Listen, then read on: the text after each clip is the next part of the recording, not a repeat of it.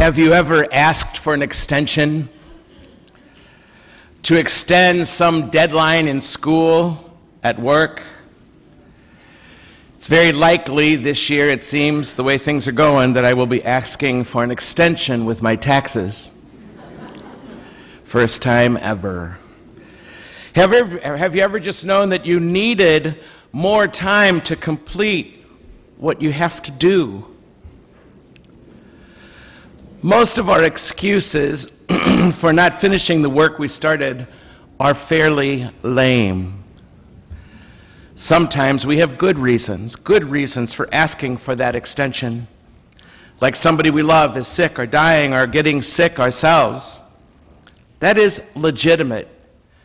Each professor across the street has a set of expectations and rules for granting an extension to you. All of them agree they will only grant so many extensions.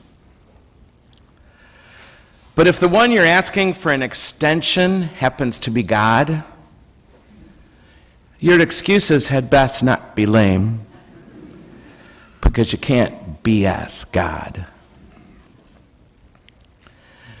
You and I know most of the things in our lives that need to be fixed. We know what we should stop doing. Just stop doing that keep us from being healthy and happy in our relationships, all of our relationships, including our relationship with God and including our relationship with our own self. We know what it is we should stop doing. And we know most of what we should be doing. But we keep procrastinating, riding the boat of our lives, getting back on track in our lives. That's what sin is. Sin is getting off the rails, really, listing in the ship of our life, and we know it. I don't have to tell you. You know it. I know it. We know when our life is off the rails. We know when the ship of our life is listing to the side. But the worst sin is not what got us off the track. The worst sin is knowing that we are doing what we are doing that keeps hurting people we love, knowing we have jumped the rails, and do nothing to right that ship, do nothing to get back on track in our lives. To know it's not, the worst sin is not what got us off track or started to list the boat. The worst sin is we know we're off track and we're not doing anything about it. And if you can't see it yourself, then look in the faces of the people you love that you keep hurting by making the same choices over and over again that keep pushing people away or hurting people that you love the most. Look at their faces and you'll see what it's costing the loves in your life because you refuse to take the time to do the work to get back on track, to right that ship. You can see it in your own face if you're honest. When you look in a mirror, you can see it in your waistline, or your depression, or your paralyzing anxieties, or your sense of humor that keeps pushing people away and hurting people's feelings, or the ways you use people, or how greedy and ego-driven you've become, and you don't fix it.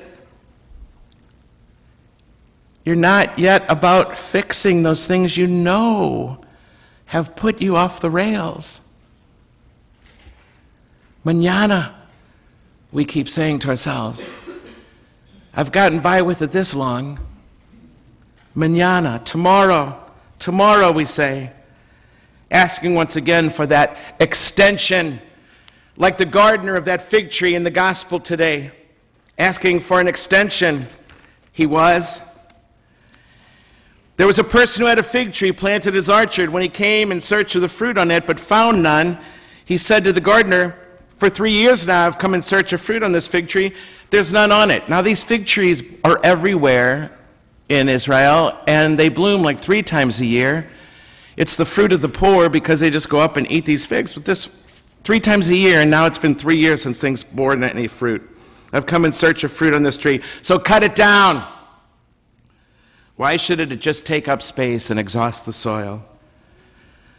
But the response was, sir, leave it for 1 more year. Come on, let's give it 1 more year. Let's cultivate the ground around it. Let's fertilize it and see if it bears fruit. And if not, then let's cut it down. There are ways you and I are not bearing fruit right now, my friends, if we're honest with ourselves. We're not bearing fruit, and we know we could if we would just reprioritize maybe some things in our lives, make some extra time or effort, make some tough decisions. God is reminding us in this gospel that we only have so much time, you and I. We only have so much time. I only have so much time, and I'm wasting it, screwing myself out of life, hurting others that I love, using others for my sake. And the gospel's saying, mark my words, if you don't fix it now, it's going to be too late. Mark my words. There comes a time when there can be no more extensions. Luke reminds us when he picks up the newspaper in his day about some tragedies that had happened there in his time, and how for those people it's too late.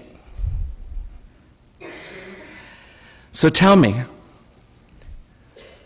my friends, what if it was you in that synagogue in Pittsburgh? What if it was you in that mosque in New Zealand? What if it was you on that Boeing jet?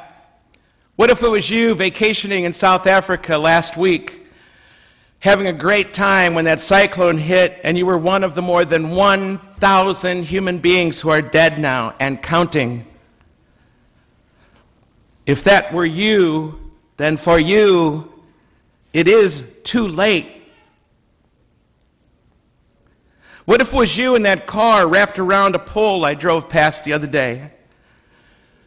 What if it was you dying in the hospital of AIDS because you didn't ... What if it was you who never asked for help when you needed it, never saw that counselor or therapist? You kept thinking you would do it. You'll do it tomorrow. You'll do it someday. And now another friend has left you, or your marriage is going down the tubes because you're going to do it tomorrow. You're going to start working on yourself later. What if it was you who I was walking around Forest Park with at the end of your senior year, and you're crying because you wasted so much. You wasted so much of the uniqueness of your college life, not daring yourself to live, not daring yourself to get close to people, to your friends, to your peers. Oh, I'll get to Mass. I'll get back to Mass someday. I'll put it back into my week. Someday I'll pray more. I'll make it a bigger priority to be alone, solitude with God, available to God. And then you get the news. Then you get the news that your mom died, or the towers fell in the city of New York, and you have nowhere to go right then for comfort or hope, because you never established the baseline of your life and a ready faith, a faith that you could access when you need it, because you kept saying, I'll do it when I have more time. Mañana. And now, it's too late. Those are dreaded words to a procrastinator. Too late. You missed the deadline. Yes, there are deadlines. And now it's too late. Too late to invest in that stock. Too late to turn in that assignment or start studying for this next test. Too late to help that person you knew needed help. Too late to stop smoking or to cut the fat out of your diet. Too late to start exercising. Too late to say, I love you. I forgive you. You taught me dot, dot, dot.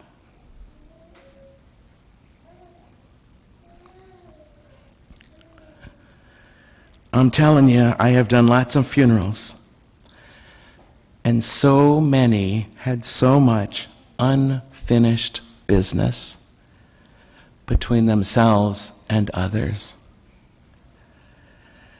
And then the call came, and now it's too late.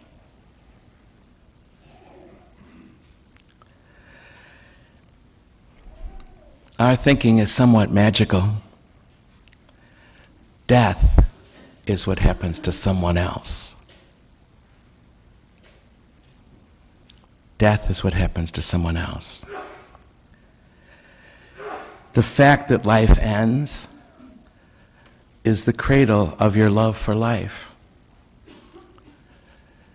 The cradle of your love for life, the birthing place of your love for life, is the fact that life ends.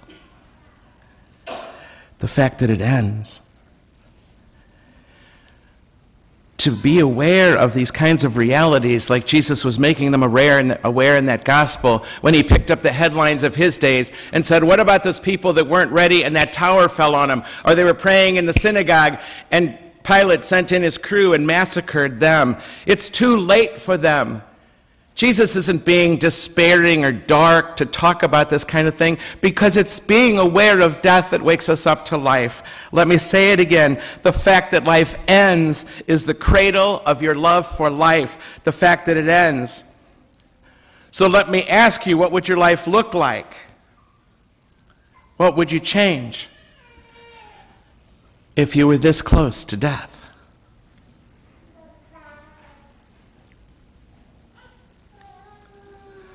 When will you stop hurting yourself the way you keep hurting yourself?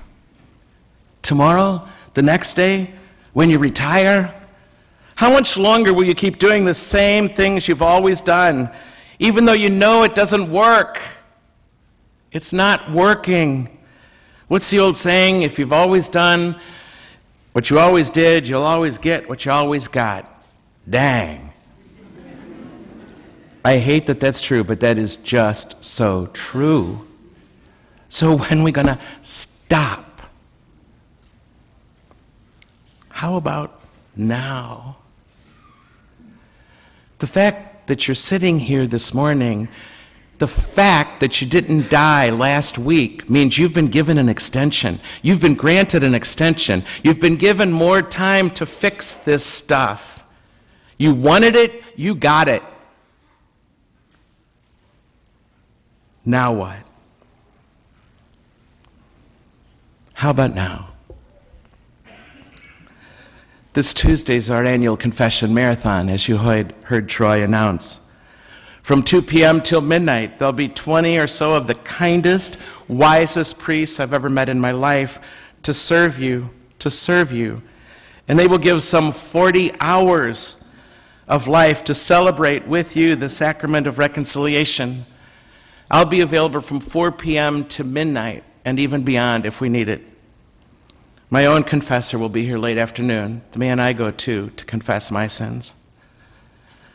One of the greatest things about the sacrament, and I mean this with all my heart, one of the greatest things about the sacrament is it can mark the moment. It can mark the moment we decide to make the change. It can mark the moment. Like my friends who are in recovery, it can mark the moment when they decide to drive to the first meeting.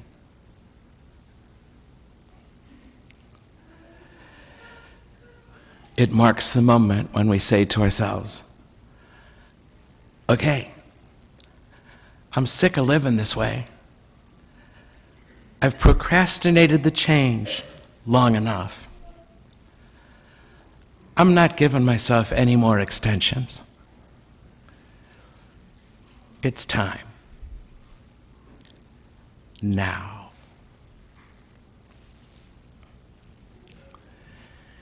And if you make that choice to go, when you walk out of that confessional, I want you to look like a person who has been given back your life.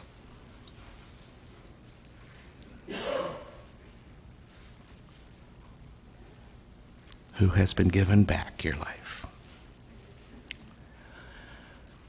My friends, we only have so much time. We keep procrastinating the changes we need to make. You only get so many extensions, and then you don't get any more.